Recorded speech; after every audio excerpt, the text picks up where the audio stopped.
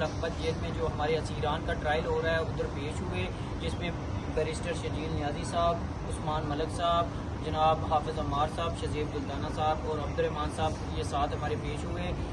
الحمدللہ ہمارے جو اسیران کے جو وارنٹ گرفتاری ادھر سے جاری ہوئے تھے، جن کی بیلز خارج ہوئی تھی، وہ دوبارہ مچل کے ان کے ریسٹور کر دیے گئے ہیں، اور باقی جن مقدمات میں 27 ڈیٹ دی گئی ہے وہ 1570، 852، 108، 109 اور 768، یہ تمام مقدمات میں 27/6 کی ڈیٹ دی گئی ہے، جبکہ 96 اور 1271 اور 852 میں وہ 1 تاریخ کے لیے رکھا گیا ہے۔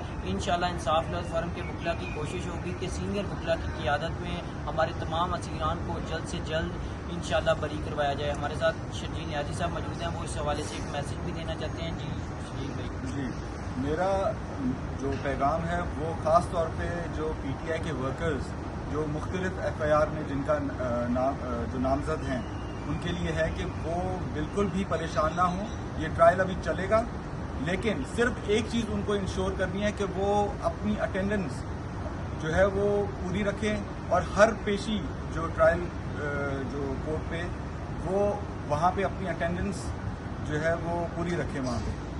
انشاءاللہ ہماری کوشش ہوگی کہ ملک صاحب آپ اس آج کچھ لوگوں کو اریسٹ کیا گیا تھا کورٹ میں، اور وہ بڑی ریکویسٹ اور جج صاحب کی سے جو ہے ریکویسٹ کرنے کے بعد جو ہے ان کو ریلیز کروایا گیا۔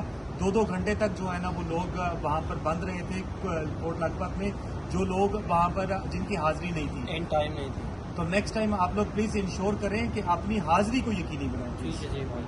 جو مشکل وقت تھا وہ گزر گیا، انشاءاللہ بس آگ وقت آنے والا ہے، جو تھوڑا سا وقت رہ گیا اس کو فیس کریں، اپنی حاضری یقینی بنائیں اور انشاءاللہ سب بری ہوں گے۔ انشاءاللہ انصاف لوز فورم کے وکلاء اپنے آخری جو ورکر کی بریت تک اپنی یہ کوششیں جاری رکھیں۔ انشاءاللہ۔